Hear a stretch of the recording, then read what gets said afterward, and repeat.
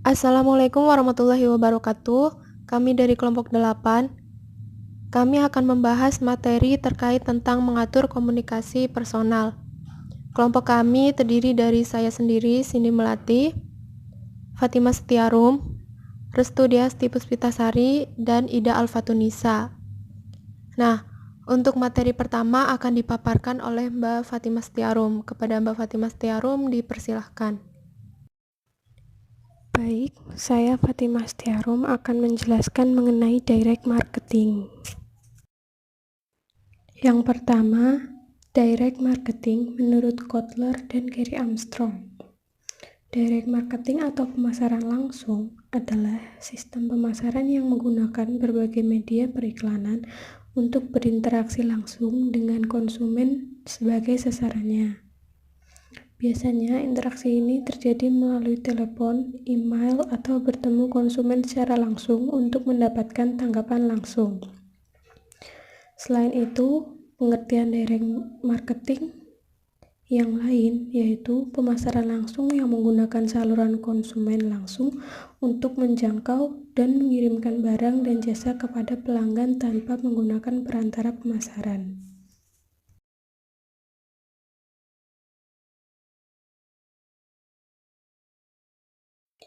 Selanjutnya, jenis direct marketing. Jenis direct marketing ada 9. Yang pertama, direct mail. Direct mail adalah surat yang secara langsung mengiklankan bisnis atau produk dan layanan perusahaan dan dikirim ke sekelompok pelanggan di suatu daerah.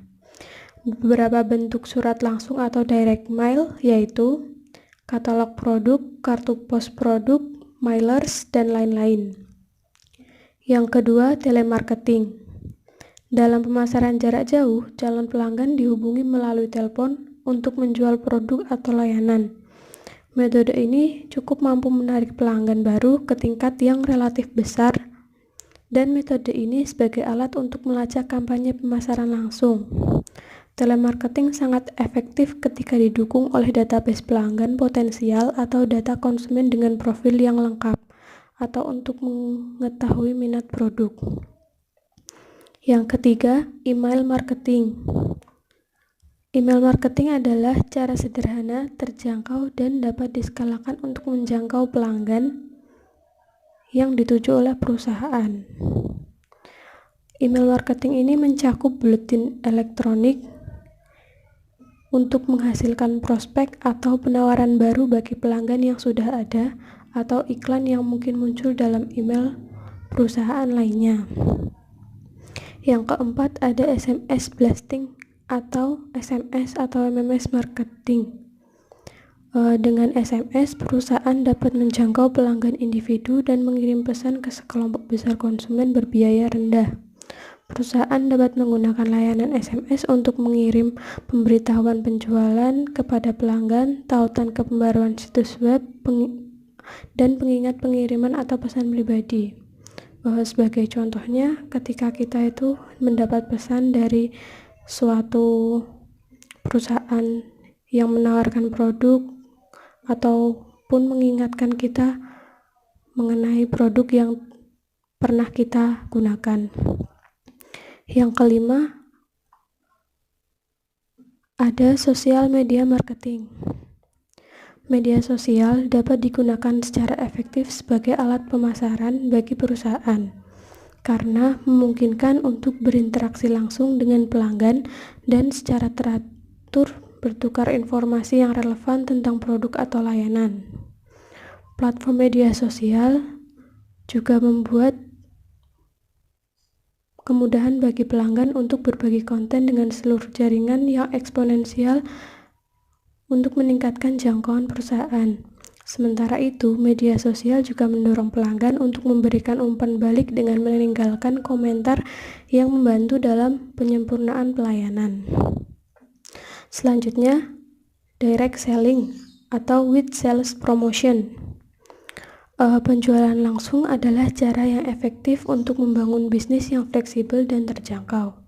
Penjualan langsung dipahami sebagai penyedia independen yang menjual produk atau layanan langsung ke pelanggan. Misalnya dengan mengunjungi rumah atau tempat kerja pelanggan. Biasanya hal ini digunakan perusahaan menggunakan SPG atau SPB sebagai seseorang yang mengunjungi rumah atau tempat kerja pelanggannya. Metode ini termasuk metode tradisional karena meliputi penjualan dari pintu ke pintu atau masih dengan perorangan. Padahal sekarang adalah zaman 4.0 yang kebanyakan semuanya menggunakan media elektronik. Selanjutnya, leaflet marketing atau letterbox drop dan handouts. Ini sama seperti dengan brosur, yaitu model pemasaran langsung di mana selebaran dikirim atau didistribusikan kepada pelanggan atau konsumen umum. Ya, seperti itu tadi, seperti membagikan brosur kepada orang-orang ataupun mengirimkan katalog kepada pelanggan, seperti itu. Selanjutnya, online marketing. Pemasaran langsung juga dapat dilakukan melalui pemasaran online atau media online menggunakan internet. Bentuk media online-nya itu termasuk media sosial, toko online, maupun penggunaan situs web untuk media pemasaran produk. Saat ini hampir tidak ada produk atau perusahaan yang tidak memiliki situs web atau portal untuk menyajikan perusahaan dan produk serta layanan yang ada. Yang terakhir ada TV home shopping. Pemasaran dengan media TV atau belanja dari rumah menjadi semakin populer karena banyak stasiun televisi yang menyiarkan program komersial ini. Metode ini sangat efektif, selain jangkauan yang luas juga memungkinkan sesi penjualan langsung dan panggilan telepon yang sering. Jadi, TV home shopping ini adalah bentuk pemasaran yang dilakukan melalui media televisi, dan ketika ada pelanggan yang ingin membeli, dipersilahkan untuk menghubungi nomor yang terhubung dengan televisi tersebut maupun orang-orang yang memasarkan produk tersebut. Selanjutnya adalah manfaat direct marketing. Tujuan pemasaran langsung secara umum adalah untuk memasarkan produk atau layanan bagi konsumen dengan biaya pemasaran yang lebih rendah. Adapun manfaat direct marketing bagi penjual yaitu memiliki tingkat fleksibilitas yang tinggi di mana pemasar atau penjual dapat memilih metode yang tepat, waktu yang tepat, dan sarana yang tepat untuk menjangkau konsumennya. Jadi, di sini perusahaan atau pemasar akan lebih efisien dalam memberikan pelayanan kepada konsumennya atau menjangkau konsumennya. Yang kedua, yaitu manfaat direct marketing bagi konsumen. Di sini konsumen mendapatkan manfaat dengan kehadiran pemasaran langsung ini. Mereka dapat mengenali dan menemukan kelebihan dan kekurangan produk. Selain itu, mereka juga dapat membeli produk langsung di lokasi tanpa harus khawatir meninggalkan rumah. Lalu, mereka juga mendapatkan kenyamanan dan kebebasan dengan banyak pilihan yang ditawarkan oleh pemasar dalam katalog produk. Serta konsumen juga dapat mengetahui spesifikasi produk dan mempertimbangkan kelebihan serta kekurangannya. Jadi di sini manfaat direct marketing bagi konsumen itu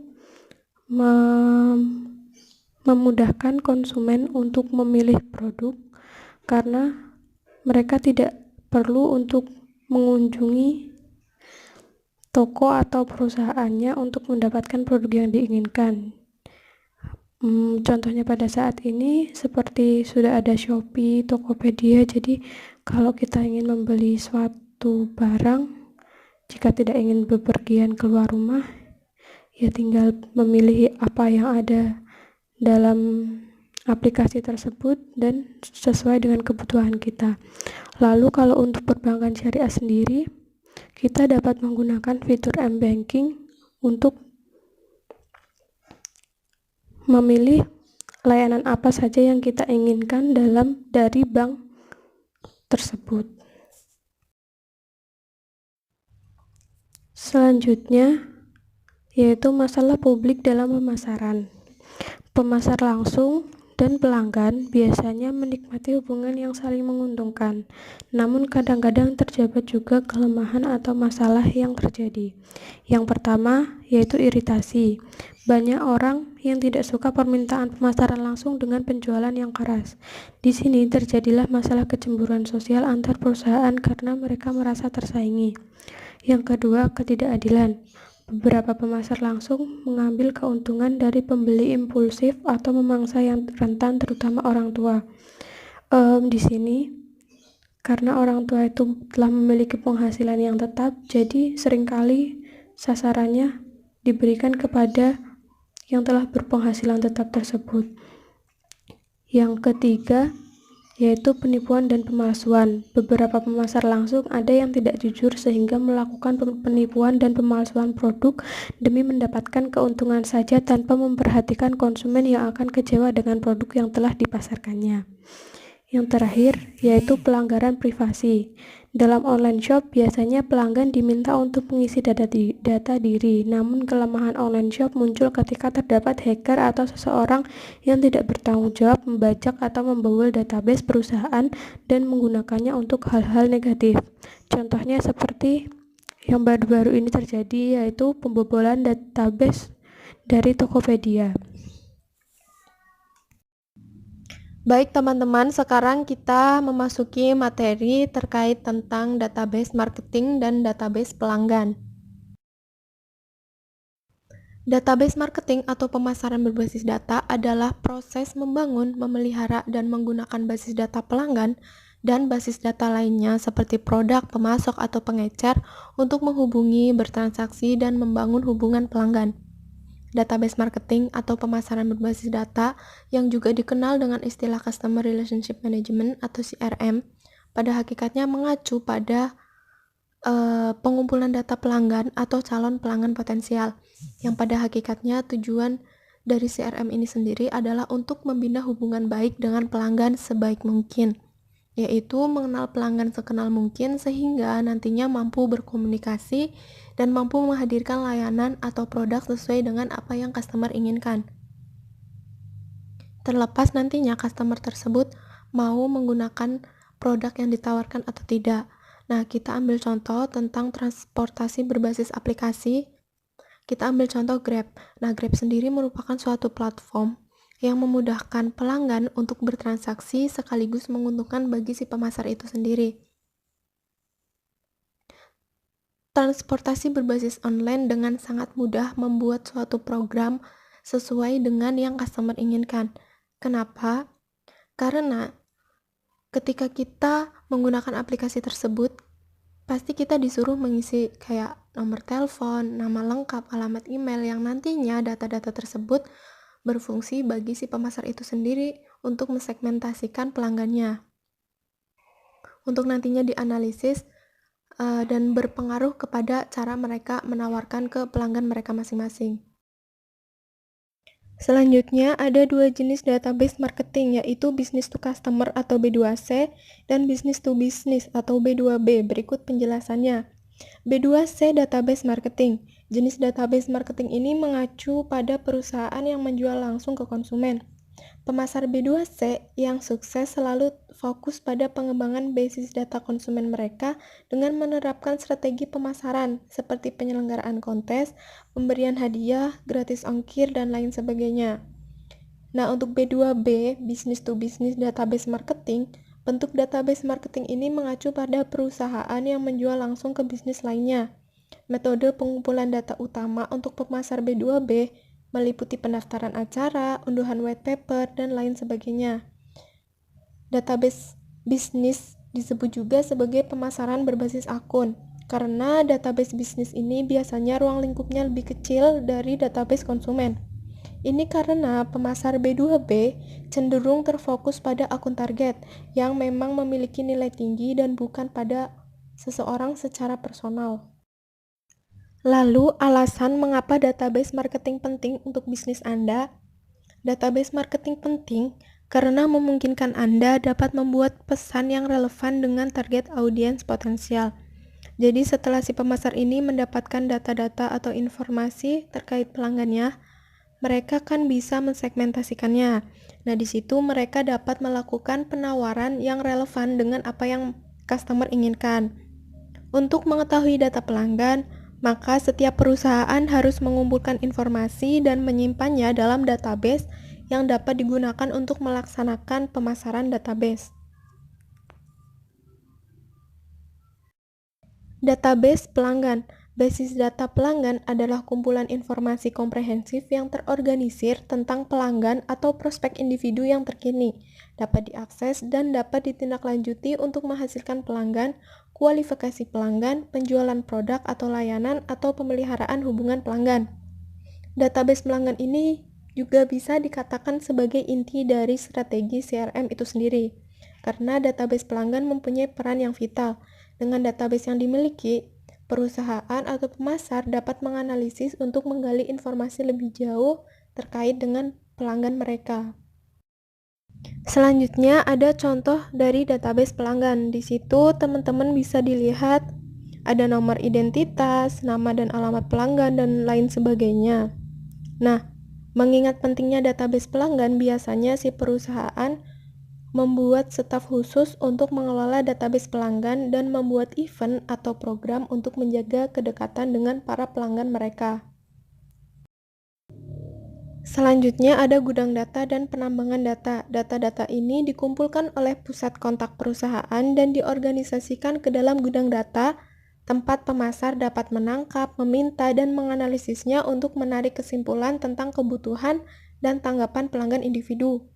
Melalui penggalian data, biasanya ahli statistik pemasaran dapat mengekstraksi dari massa informasi yang nantinya berguna tentang individu, tren, dan segmentasi.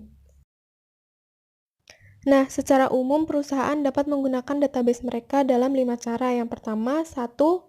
Untuk mengidentifikasi prospek. Jadi perusahaan dapat memilah dan memilih basis data untuk mengidentifikasi prospek pelanggan terbaik mereka, kemudian menghubungi mereka melalui email, telepon, dan lain sebagainya. Yang kedua, untuk memutuskan pelanggan mana yang harus menerima penawaran tertentu. Jadi dengan adanya segmentasi pasar, si perusahaan tahu nih mana pelanggan yang sudah lama, mana pelanggan yang baru. Jadi dalam melakukan penawaran pun berbeda, dalam memberikan diskon pun biasanya berbeda. Selanjutnya, untuk memperdalam kesetiaan pelanggan. Yang keempat, untuk mengaktifkan kembali pembelian pelanggan. Yang kelima, untuk menghindari kesalahan pelanggan yang serius. Jadi, pentingnya segmentasi di situ yaitu jadi agar si perusahaan tahu mana pelanggan yang sudah lama, mana pelanggan yang baru. Jadi, ketika database marketing diterapkan dengan benar, maka ada beberapa manfaat. Yang pertama, dapat membantu dalam segmentasi pelanggan dengan memisahkan pelanggan baru dengan pelanggan lama.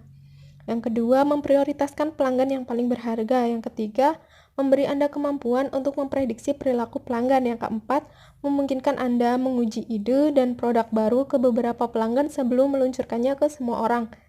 Yang terakhir, dapat digunakan untuk mengumpulkan ulasan dan lebih memahami kebutuhan pelanggan Anda. Setelah kita tahu beberapa sisi positif atau manfaat dari pemasaran basis data, kita juga perlu membahas sisi negatifnya. Ada 5 masalah utama dapat mencegah perusahaan untuk secara efektif menggunakan pemasaran basis data. Poin pertama, beberapa situasi tidak kondusif untuk pemasaran basis data. Jadi, untuk membangun basis data pelanggan mungkin tidak bermanfaat ketika produk tersebut merupakan pembelian sekali seumur hidup, biaya pengumpulan informasi yang relatif tinggi, dan lain sebagainya.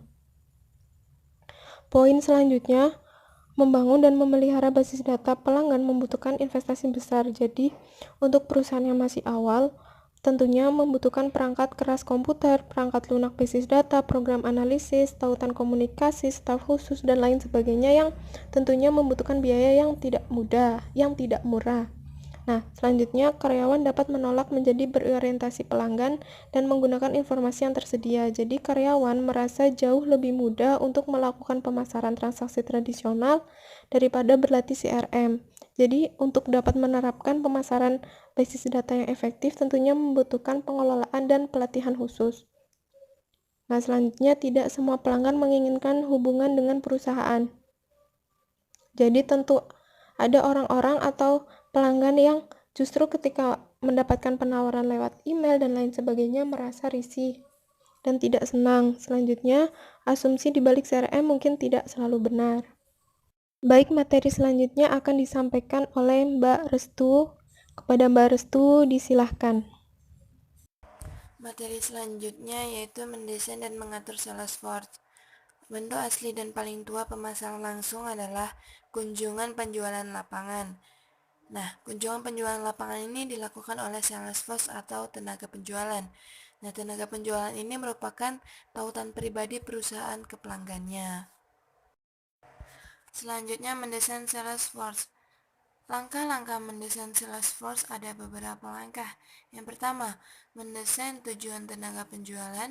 Yang kedua, mendesain strategi tenaga penjualan. Yang ketiga, mendesain struktur tenaga penjualan. Yang keempat, mendesain ukuran tenaga penjualan. Yang kelima, mendesain kompensasi tenaga penjualan. Selanjutnya, mendesain tujuan dan strategi tenaga penjualan.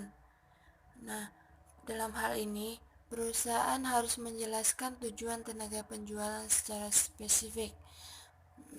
Nah, tenaga penjualan ini memiliki tugas khusus, yaitu antara lain mencari calon pelanggan, menentukan sasaran, mengkomunikasikan, menjual, melayani, mengumpulkan informasi, dan mengalokasikan.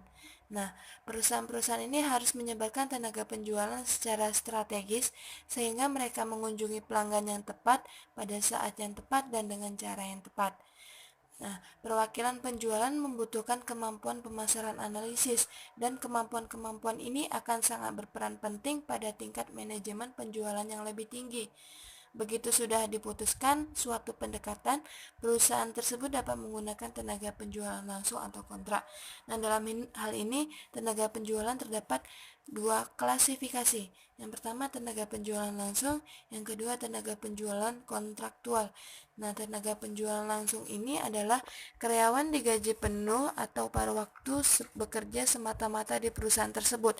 Sedangkan tenaga penjualan kontraktual adalah perwakilan produsen, agen penjual, dan pialang yang menerima komisi berdasarkan penjualan. Selanjutnya, mendesain struktur tenaga penjualan. Strategi tenaga penjualan memiliki implikasi bagi strukturnya. Perusahaan yang menjual satu lini produk ke satu industri pengguna akhir dengan pelanggan di banyak lokasi akan menggunakan struktur teritorial.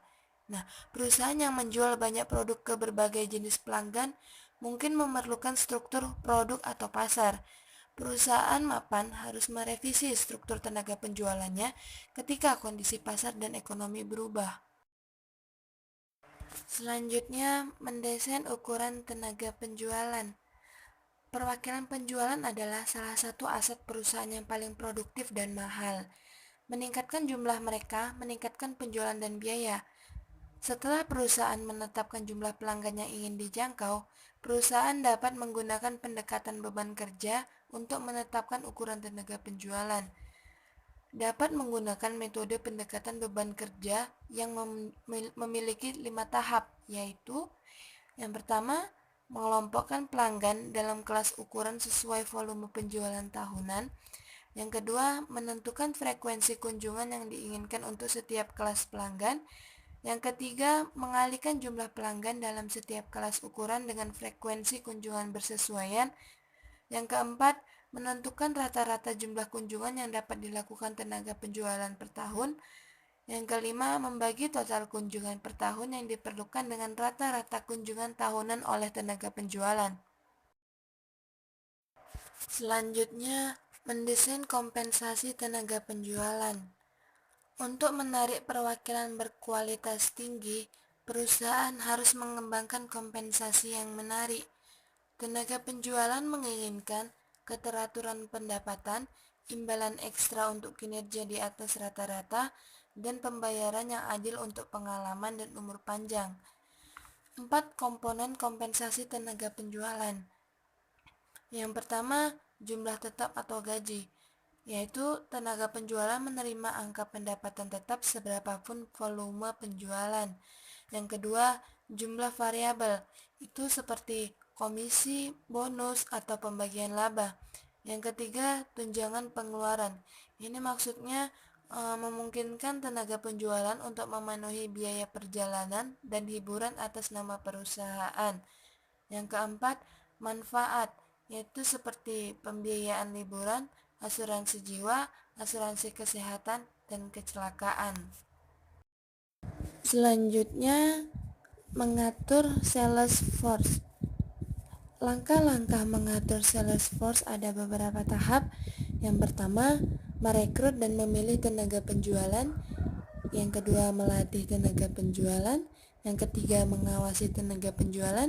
Yang keempat, memotivasi tenaga penjualan. Yang kelima, mengevaluasi tenaga penjualan. Selanjutnya, merekrut dan memilih tenaga penjualan. Nah, dalam hal ini, manajemen memiliki tugas yaitu mengembangkan kriteria seleksi dan merekrut calon pegawai. Departemen SDM yaitu tugasnya mencari pelamar baru. Nah, prosedur pemilihan ini bervariasi dari wawancara tidak resmi hingga pengujian dan wawancara lama. Inti dari setiap sales force yang sukses adalah perekrutan dan penyeleksian yang baik dan tepat. Perbedaan kinerja antara wiraniaga rata-rata dan wiraniaga unggul amat besar. Menurut salah satu survei, wiraniaga unggul mampu menjual kira-kira 1,5 sampai 2 kali tenaga penjual rata-rata. Dalam armada penjual tertentu, 30% para penjual terunggul menghasilkan 60% penjualan. Jadi seleksi wiraniaga yang cermat dapat mendongkrak kinerja armada penjualan keseluruhan.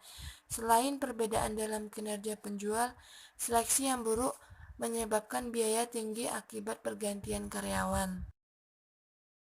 Selanjutnya, melatih dan mengawasi tenaga penjualan. Nah, pelanggan saat ini mengharapkan tenaga penjualan untuk memiliki pengetahuan produk yang mendalam, menambahkan ide untuk meningkatkan operasi, dan menjadi efisien dan dapat diandalkan. Tuntutan ini menuntut perusahaan untuk melakukan investasi penjualan yang jauh lebih besar pada pelatihan. Perwakilan baru dapat menghabiskan beberapa minggu hingga beberapa bulan dalam pelatihan. Waktu pelatihan bervariasi dengan kompleksitas tugas penjualan dan jenis perekrutan. Metode pelatihan baru terus muncul, seperti penggunaan pembelajaran terprogram, pembelajaran jarak jauh, dan video. Beberapa perusahaan menggunakan permainan peran dan pelatihan sensitivitas atau empati untuk membantu repetisi mengidentifikasi situasi dan motif pelanggan. Tenaga penjual baru memerlukan lebih dari sekedar teritori, kompensasi, dan pelatihan. Mereka juga membutuhkan penyelia atau pengawasan. Lewat penyelia, perusahaan mengarahkan dan memotivasi armada penjual untuk bekerja lebih baik. Selanjutnya, memotivasi perwakilan penjualan. Mayoritas tenaga penjualan membutuhkan dorongan dan insentif khusus, terutama yang berada di lapangan yang menghadapi tantangan sehari-hari. Sebagian besar pemasar percaya bahwa semakin tinggi motivasi wiraniaga, semakin besar pula upaya dan kinerja yang dihasilkan. Nah, yang mempengaruhi motivasi tenaga penjualan itu ada dua, yaitu dari segi intrinsic versus extrinsic reward dan sales quote. Nah, yang pertama, intrinsic versus extrinsic rewards.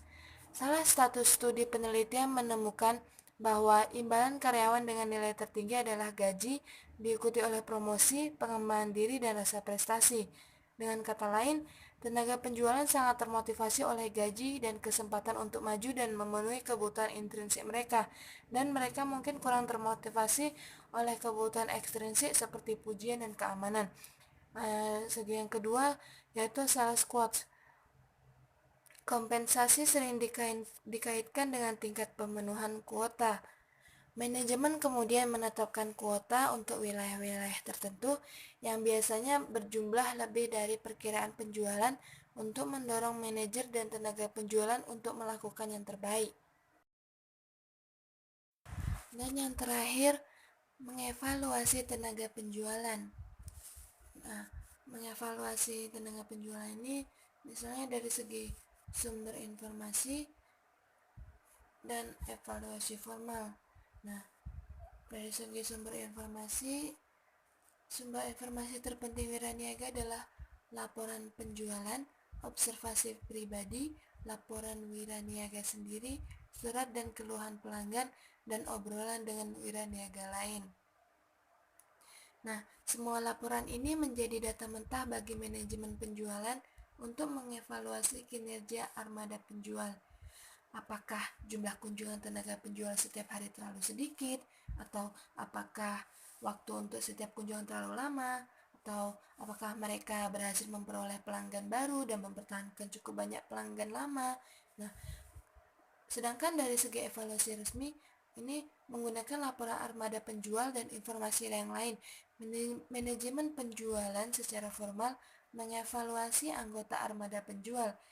Evaluasi formal menghasilkan 4 manfaat. Nah, yang pertama, manajemen harus mengembangkan dan menyampaikan standar yang jelas untuk menilai kinerja. Yang kedua, manajemen harus mengumpulkan informasi yang lengkap mengenai setiap wiraniaga. Yang ketiga, penjual menerima umpan balik konstruktif yang membantu mereka untuk memperbaiki kinerja di masa depan. Yang keempat, penjual termotivasi untuk berprestasi baik karena mengetahui bahwa mereka harus menghadap manajer penjualan dan menjelaskan kinerja mereka. Materi selanjutnya akan disampaikan oleh Mbak Alfa. Kepada Mbak Alfa, dipersilahkan. Selanjutnya ialah personal selling. Definisi dari personal selling ialah interaksi antar individu saling bertatap muka yang ditujukan untuk menciptakan, memperbaiki, menguasai, atau mempertahankan hubungan pertukaran yang saling menguntungkan dengan pihak lain. Komunikasi yang dilakukan orang secara individu atau secara langsung dapat lebih fleksibel. Dengan cara seperti ini, salesman dapat mengetahui keinginan, motif, dan perilaku dari konsumen sekaligus dapat melihat reaksi konsumen mengenai produk yang ditawarkan oleh perusahaan. Strategi personal selling akan meletakkan dasar penjualan produk secara jangka panjang karena jaminan terhadap kualitas produk atau jasa juga dipertaruhkan oleh tenaga penjual, sebab mereka akan langsung berhadapan dengan pelanggan dan akan mendemonstrasikan pola produk atau jasa di depan pelanggannya. Contohnya seperti di perbankan ya. Kalau misalnya kita ambil contoh di perbankan, kalau misalnya ada calon nasabah yang mau membuka rekening, pasti kan mereka bakal langsung berhadapan atau bertatap muka langsung sama customer service-nya. Dan nanti kalau misalnya kita buka tabungan, pasti customer service-nya juga akan memberitahu kita tentang produk-produk, entah itu ya maksudnya kalau misalnya kita mau nabung atau deposit atau bahkan mau bikin kur atau apalah itu kan pasti kan nanti CS-nya itu bakal ngasih tahu kan. Dari interaksi yang kita lakuin yang dilakukan calon nasabah sama customer service itu, si CS ini bakal bisa melihat keinginan, motif, dan perilaku dari konsumen sekaligus melihat reaksi konsumen terhadap jasa atau produk yang udah ditawarin tadi. Jadi CS-nya itu bisa ngelihat reaksi kita gitu loh, apakah kita tertarik atau enggak, seperti itu.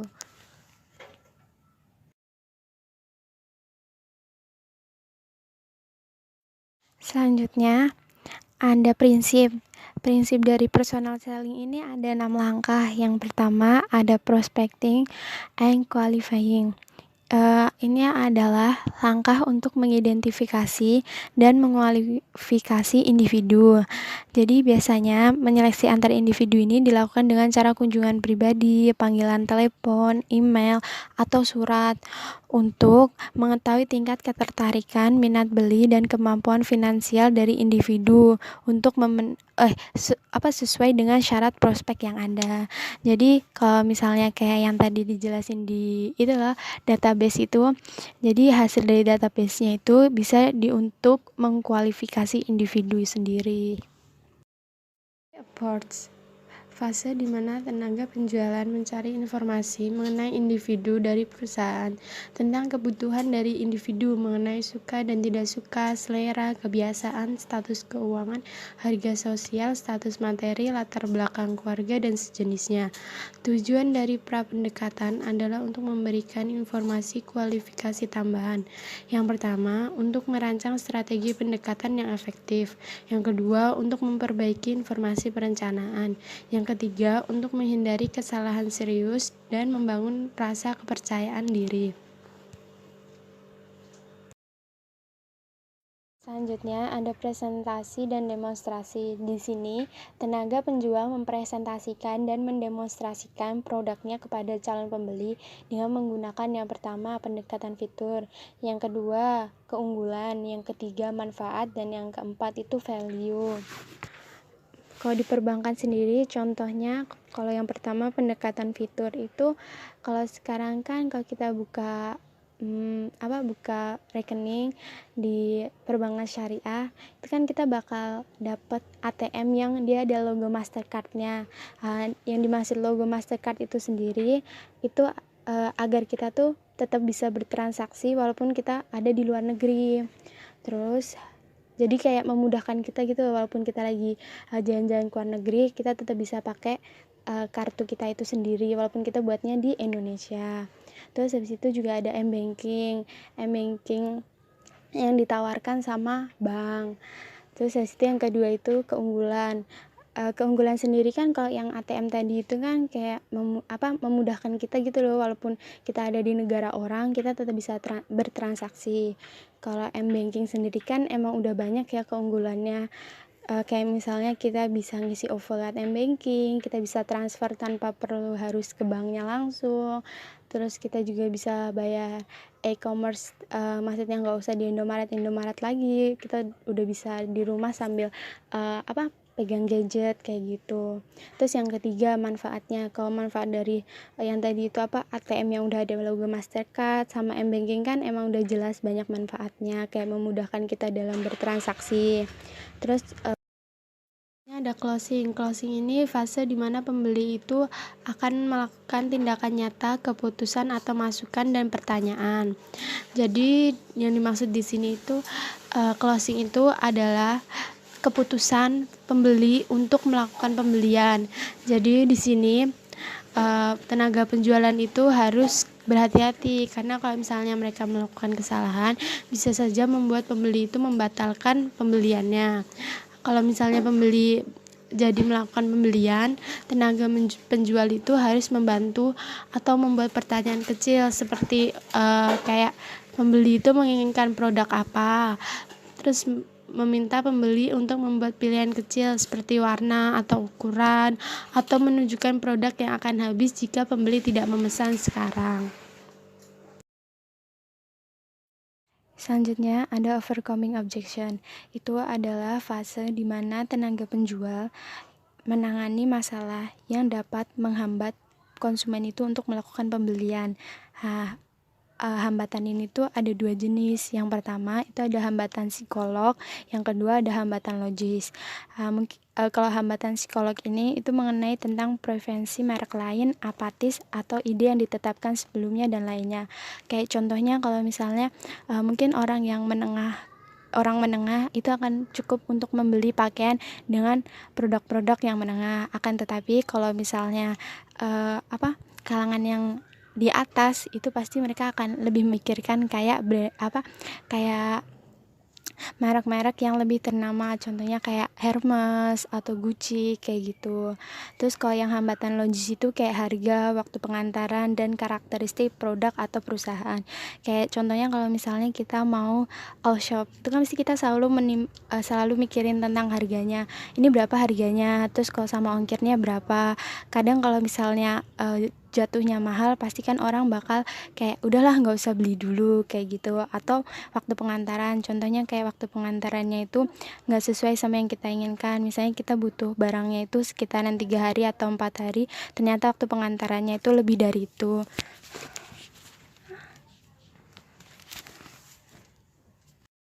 Selanjutnya ada follow up and maintenance. Hal ini sangatlah penting untuk memastikan kepuasan pelanggan dan pembelian ulang.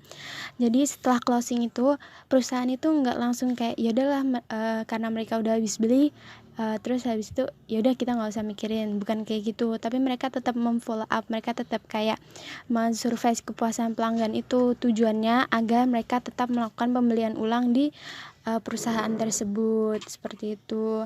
Dan tenaga penjual juga harus memberitahukan semua keperluan detail seperti waktu pengantaran, ketentuan pembelian, dan hal-hal lain yang penting bagi calon konsumen. Selanjutnya ada hubungan pemasaran atau pemasaran hubungan. Jadi ini adalah hubungan antar pemasok dengan pelanggan yang hubungannya itu jangka panjang guna mempertahankan preferensi dan bisnis dalam jangka panjang yang merupakan salah satu faktor penunjang suatu badan usaha. Jadi pemasaran hubungan ini itu penting mereka untuk suatu badan usaha, karena ini adalah hubungannya itu jangka panjang antara kayak bank sama calon nasabah yang melakukan transaksi deposito. Itu kan hubungannya jangka panjang ya, jadi itu bisa menjadi salah satu faktor penunjang suatu badan. Sekian presentasi dari kelompok 8. Bagi teman-teman yang ingin bertanya, silahkan bertanya di kolom komentar. Terima kasih.